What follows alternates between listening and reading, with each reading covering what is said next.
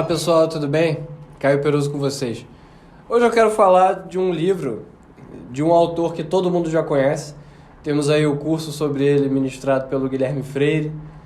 E é esse aqui, O que há de errado com o mundo, do nosso gordíssimo Chesterton. É um livro maravilhoso, foi o primeiro que eu li do Chesterton. E é interessantíssimo para quem está, sobretudo, entendendo sobre toda essa questão relativa a conservadorismo e tal. Mas é aquela coisa, o que você de fato quer conservar? Você é conservador do quê? Então, o Chesterton, ele, numa reação de perplexidade com as coisas que andam erradas na visão dele, ele escreveu esse livro, O que há de errado com o mundo. E aqui, logo na dedicatória, a gente vê uma coisa, já tem um sabor muito bom do que é o livro, né? A tarefa dos idealistas modernos tornou-se-lhes muito mais fácil pelo fato de sempre lhes ter ensinado que, se algo foi derrotado, foi refutado. Logicamente, o que se dá é sem dúvida o contrário. As causas perdidas são exatamente aquelas que poderiam ter salvado o mundo. Então, vou um exemplo disso daqui.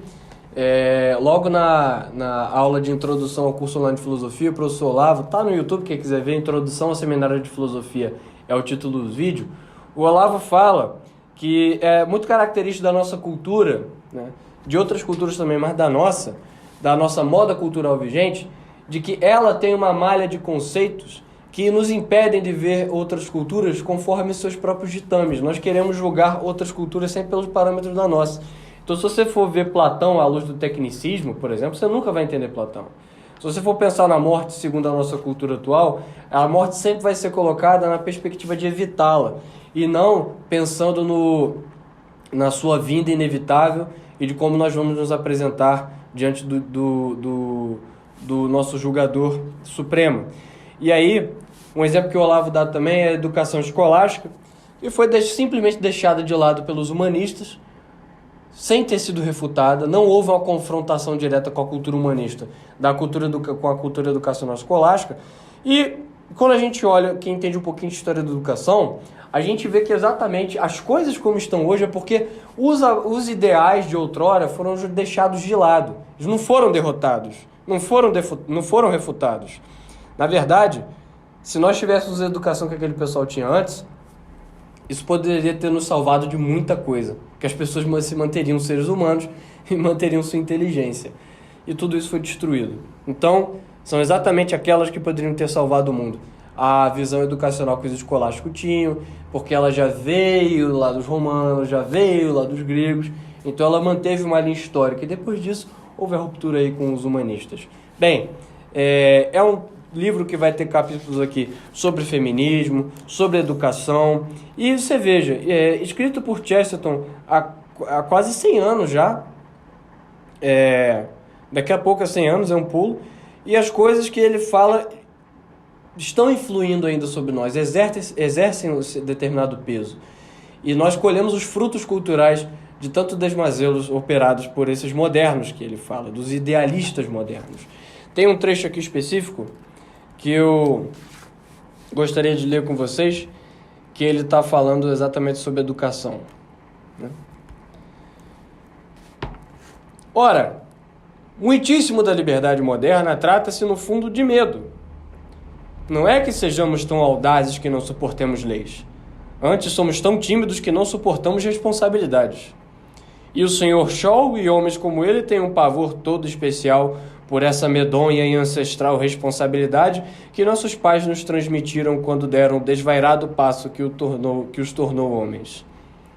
Refiro-me à responsabilidade de afirmar que a verdade de nossa tradição humana e transmiti-la com voz firme e cheia de autoridade. Eis a educação perpétua.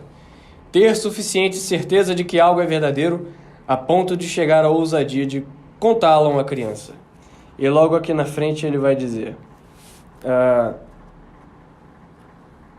o problema de muitas de nossas escolas modernas é que o Estado, uma vez controlado tão particularmente por uns poucos, permite que excentricidades e experimentos entrem diretamente nas salas de aula, sem jamais terem sido submetidos à apreciação do parlamento, dos pubs, da igreja e das praças públicas.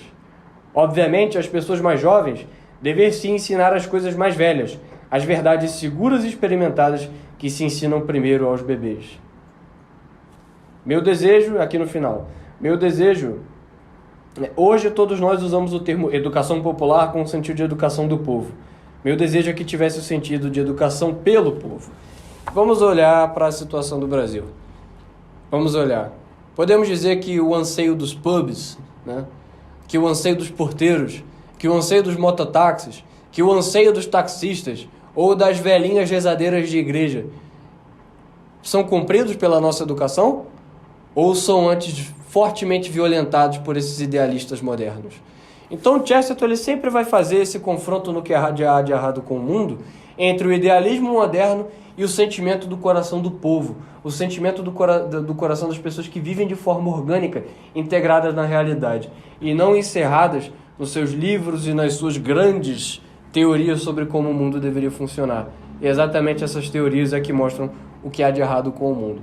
Então, eu recomendo essa leitura, é um ótimo livro, e você pode adquiri-lo na nossa livraria, com o link aí que está na descrição, no primeiro comentário. Muito obrigado e fiquem com Deus.